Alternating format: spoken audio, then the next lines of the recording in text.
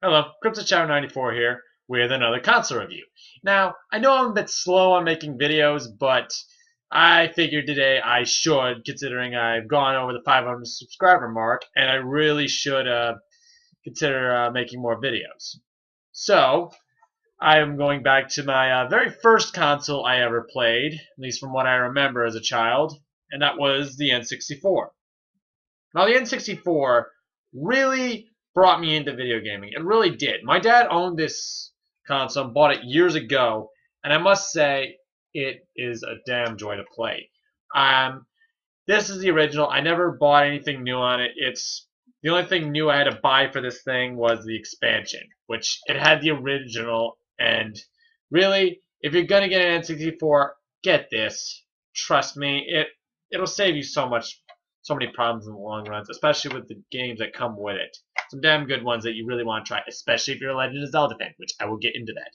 Now, the console, from what I know on a technical standpoint, I believe, from what I've heard, the console itself is 32-bit, and the cartridges are also 32-bit, adding up into 64.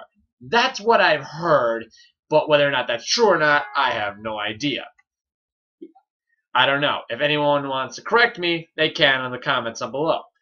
Now, one thing I can tell you is I didn't have any siblings, and I didn't grow up with a lot of people around me, so I never really had much fun on the multiplayer sections. I've played with my dad, but my dad was never much for multiplayer when I was growing up, so there really wasn't much of a point.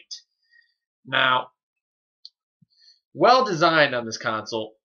I will say, if there was against this in the PS1 and the Sega Saturn, this thing would probably last a hell of a lot longer. Now, the PlayStation and Sega Saturn have moving parts, and moving parts inside a console tend to break more than in a cartridge base, mainly because there's no moving parts and it's a lot harder to break. I recall seeing somebody lighting one on fire and it's still working. How? Don't ask me. The damn thing is hard to break, and which I do like. Which, when one of my buddies told me he broke his N64 at my video game store, they looked at him like he was crazy and said, "How the hell do you break an N64? That's how damn durable these things are." Now, there's an expansion port on the bottom for the Nintendo 64 DD or disk drive, but never was released in America. And trying to get one of these is a pain in the ass. I will say this right now. You look this thing up, N64 DD or disk drive, the damn thing goes up to $1,000, at least $1,000 for the disk drive, and it's really for only a few games. I don't think it's worth it. Not in my case, anyways. I do like collecting for games, but I'm not going to burn my money on something that I'm not going to get my money out of. Now, if anything, now let's get into the controller. Now, everyone calls this the most bizarre controller ever made. Yes, I will admit, looking at it now compared to most other controllers, it is bizarre looking, but you got to consider this. When I was a kid, this was normal to me. Nothing really bizarre with it. It felt natural to me. People like to complain that your hands felt scrunched up when you were doing this while using the joystick. I can admit, yeah, you can for most others. For me, it's not a big deal because I've got skinny little hands, and doing this doesn't feel all that bad. Maybe it's because I've played it so long, it just feels natural to me. Maybe that's the case. You have your typical shoulder buttons and your D-pad, which you probably will never use unless you're playing like Kirby 64, which that was the only time I've ever used this D-pad. For how many years I've owned this console, that's the first time I've ever I've ever used the D-pad on any game. I know that some games use it, but I never did. Now let's get into the games. Now, the first racer I recall ever playing as a kid, and I recall playing the shit out of this because I used to rent this at Blockbuster all the freaking time, was Mario Kart 64. Playing it now, I've realized how much this game has aged in a sense. Not graphically, not on how it looks, just on gameplay. The problem is the AI is very, very well known for being very rubber bandy, if you know what that means.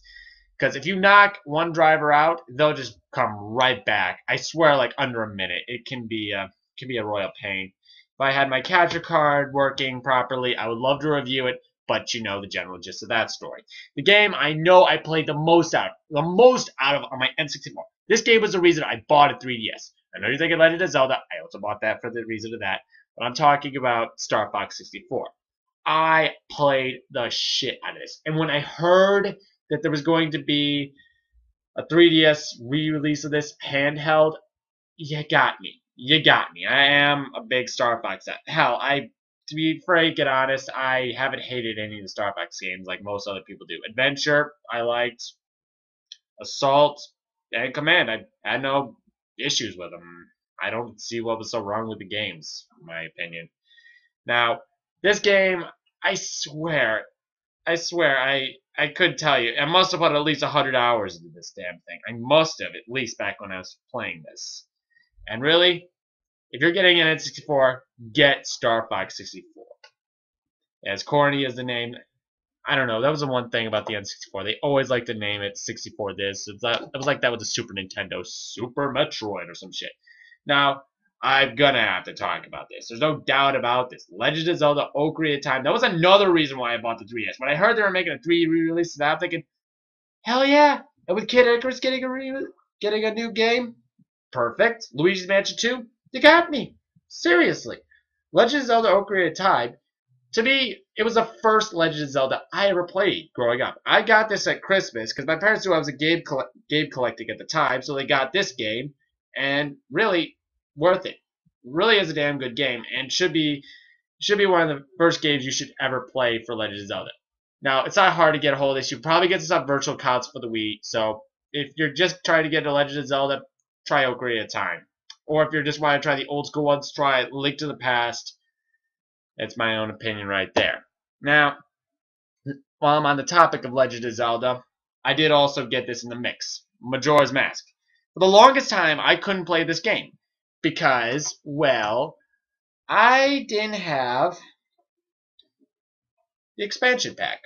The problem with that was I had your basic one, and I really put this off for God knows how many years, and then I plugged it in not too long ago, played it.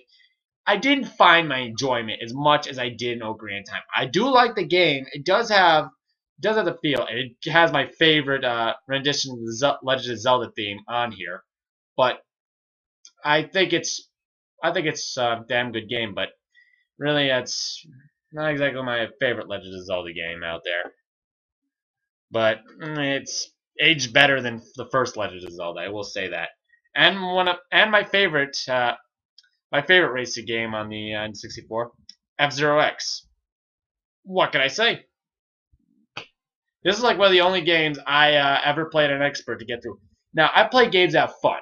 Expert mode, yeah, I do like a challenge once in a while, but the only reason I did that was to unlock all the characters. I figured it felt worth it. The tracks felt worth it to do, and really, it felt pretty damn satisfying beating this game fully.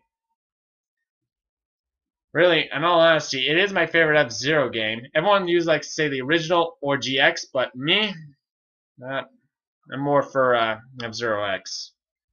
Now, this one I bought recently, and it cost me about $60 to get.